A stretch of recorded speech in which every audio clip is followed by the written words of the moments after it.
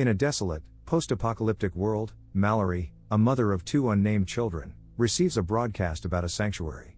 With grave determination, she informs her children of their impending journey down the river. Emphasizing the importance of keeping their eyes covered, she explains the dire consequences of removing their blindfolds.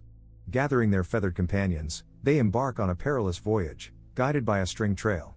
5 years prior, Mallory, a pregnant artist, was visited by her sister, Jessica. Amidst their conversation, a news report of unexplained mass self-originating in Siberia and spreading across Europe, passed unnoticed. Following a routine prenatal checkup, Mallory and Jessica encountered a woman exhibiting erratic behavior and sustaining injuries. Stepping outside, they were confronted with a scene of utter chaos, panicked crowds, colliding vehicles, and individuals frantically searching for means of self. The affliction that had ravaged Europe had now reached the shores of the United States. Panic-stricken, the sisters attempted to flee in their vehicle. However, Jessica's eyes took on an unnatural hue, and she began driving recklessly, disregarding Mallory's desperate pleas. The car's excessive speed resulted in a rollover accident, but both sisters miraculously survived. As Mallory cautiously emerged, she witnessed her sister's tragic demise under the wheels of a passing truck. Distraught and overwhelmed, Mallory joined the panicked crowd, which was growing increasingly chaotic and fearful amidst the exploding vehicles. Amidst the turmoil, she was pushed to the ground and assisted by a woman who defied her husband's protests. Before reaching Mallory, however, the woman fell into a trance, speaking to an unseen entity before entering a burning car that subsequently exploded. A man named Tom intervened, helping Mallory to her feet and leading her to a house where the homeowner, Douglas, refused to open the door. Nevertheless, Greg, the house's owner, extended his aid, allowing Mallory and other survivors to enter. The group engaged in speculation about the unfolding events, proposing theories of demonic influence or an impending apocalypse. However, a definitive explanation remained elusive. One certainty emerged: gazing upon the entity compelled individuals to self-destruct. A couple, concerned about their son's safety, ventured out of their home despite the perilous circumstances. Television broadcasts revealed the global spread of the phenomenon, but communication channels were soon disrupted, silencing both programming and phone calls. The remaining survivors, taking precautionary measures, covered their windows to prevent any external exposure. In the present, Mallory and her children had been navigating the river for 6 hours. She persistently attempted to contact others via radio while shielding them with a blanket. Additionally, she maintained a vigilant watch over their avian companions. As the birds exhibited signs of distress, Mallory discerned a whispered invocation of her name, striving to ignore it. In the past, the group was startled by a knock at the door. A pregnant survivor, Olympia, sought refuge. While Douglas opposed allowing additional individuals into their sanctuary, Mallory vehemently disagreed, labeling him as heartless. Ultimately, they decided to admit Olympia. Mallory, armed with a rifle, ensured everyone's safety by closing their eyes until Olympia's intentions were confirmed. Subsequently, Greg volunteered to investigate the external situation by monitoring the surroundings through his security cameras. To prevent any potential risks, the others bound him to a chair position before the monitors, leaving him alone. Greg, exerting considerable effort to maintain his focus, experienced a shift in his demeanor after several uneventful minutes. A peculiar sound emanating from the room prompted the group to rush inside, where they discovered Greg had fallen, sustaining a fatal head injury. The others promptly destroyed the screen. Later that night, unable to sleep, Mallory wandered through the house, hearing another unusual noise. However, the source of the sound turned out to be Lucy and Felix engaged in intimate activity. In the present, Mallory and her children had been on the river for 14 hours when a male voice instructed her to remove her blindfold, assuring her of safety and even offering food. Mallory cautioned her children against following the voice and drew her gun, firing blindly. The man, undeterred, boarded the boat, intent on harming them, as their feathered companions became increasingly agitated. The man persisted in removing Mallory's blindfold, claiming the entity's beauty, but Mallory resisted his attempts.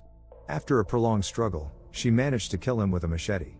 In the past, the group faced a dwindling food supply, and it became evident that external assistance would not arrive.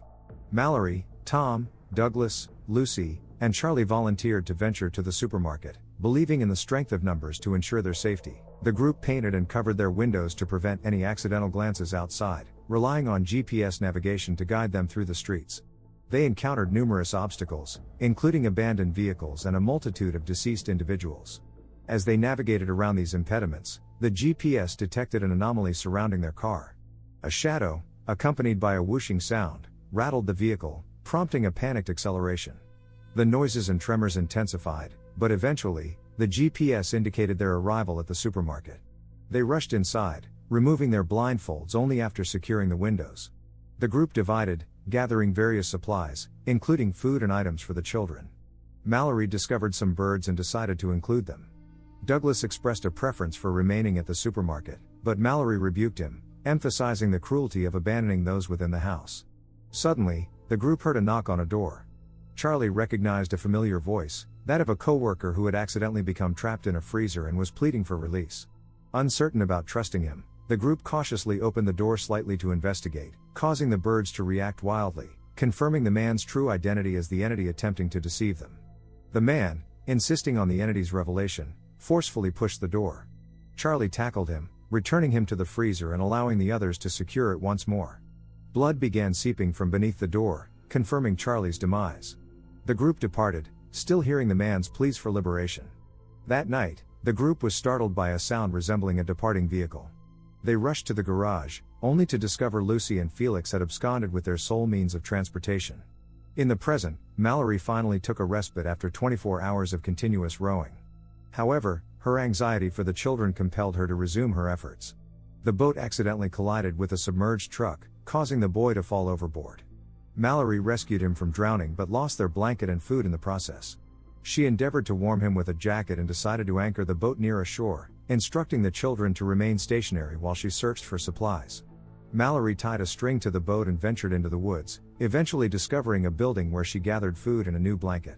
As the string's length became insufficient, she secured it to furniture while continuing her exploration. Suddenly, Mallory heard a noise and saw the string trembling, followed by a moving shadow outside. She immediately exited the building, running through the forest as the entity began whispering her name. Mallory fired her gun blindly as a precautionary measure, which alerted the little girl, causing her to disembark from the boat to assist.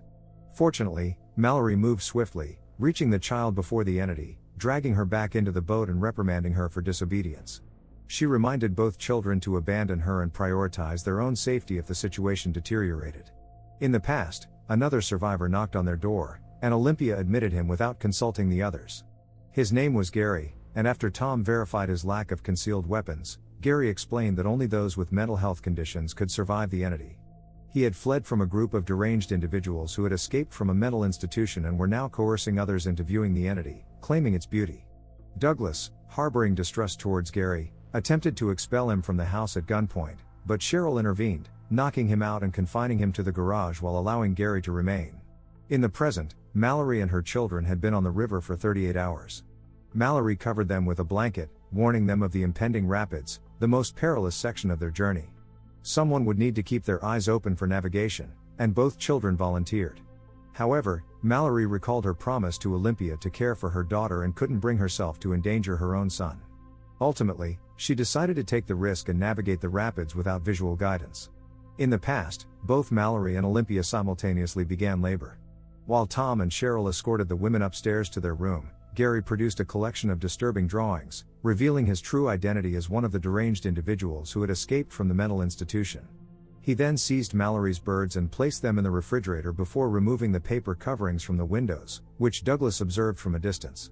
When Tom descended and discovered the drawings, Gary immediately knocked him unconscious. He then opened the front garage door, hoping to compel Douglas to look, but Douglas quickly averted his gaze. Upstairs, Olympia and Mallory gave birth to two healthy and beautiful babies. Suddenly, Gary entered the room, raising the blinds in front of Olympia, who immediately succumbed to the entity's influence. Mallory managed to secure the baby from Olympia before she rushed to the window to sell. Afterward, Gary seized Cheryl's face, forcing her to open her eyes to the exterior, resulting in her sin with scissors. While Mallory sought refuge with the babies under a blanket, Douglas appeared, armed with a rifle, and fired blindly, injuring Gary's arm. However, Gary quickly retaliated, overpowering Douglas and pushing him through the railing before stabbing him with the scissors. The rifle fell to the ground, and Tom and Gary simultaneously reached for it, causing the weapon to discharge. Mallory heard two shots before someone approached her, thankfully revealing it to be Tom, who had emerged victorious in the struggle. 5 years elapsed, and Mallory and Tom had established a life together, raising the children as a couple. They implemented a comprehensive system to ensure the house's safety and utilized string to search for supplies when necessary. One afternoon, While on a supply mission, Mallory heard the sound of approaching vehicles. She waited for them to depart before returning home to inform Tom, leading them to agree that they would no longer venture out alone. That night, the couple received a radio broadcast announcing a secure compound with abundant supplies and food located downstream. The voice provided detailed instructions, which Tom recorded on a map. The transmission emphasized the necessity of visual navigation to traverse the rapids and recommended following the sounds of forest birds as an indication of the entity's presence. Tom expressed a desire to journey to the compound, but Mallory declined, believing it to be a trap. During a family outing in search of supplies, they once again heard the vehicles. Tom volunteered to distract them while Mallory and the children ensured their safety. The drivers, a group of deranged individuals, urged Tom to confront the entity. Upon noticing Mallory and the children, Tom opened fire on them. He managed to eliminate a few but was met with return fire. To protect his family, Tom had no choice but to remove his blindfold and aim more effectively.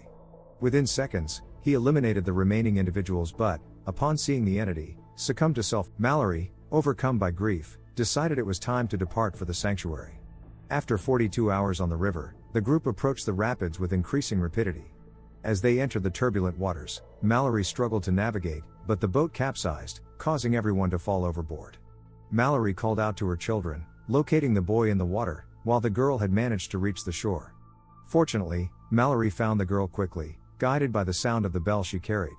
The trio ventured through the woods, hearing the entity's whispers, mimicking Tom's voice. Mallory attempted to flee but stumbled and fell down a small hill. The voice pursued the children, and the boy nearly removed his blindfold, but Mallory intervened, preventing him from doing so. Although she couldn't locate the girl, Mallory apologized for her previous harsh words, and the sound of her voice guided the girl back to her. The family followed the sounds of the birds, but the entity suddenly surrounded them, forcing them to run. After a few falls, they eventually reached the compound, and the door opened before the entity could overtake them. Inside, Mallory's vision was assessed, and everyone was cleared to reside there. They met the voice from the radio and discovered that the compound was a school for the blind, inhabited by survivors and a flock of birds that served as an early warning system. Now able to live a more settled life, Mallory decided to name the children. The girl was named Olympia, after her mother, and the boy was named after Tom.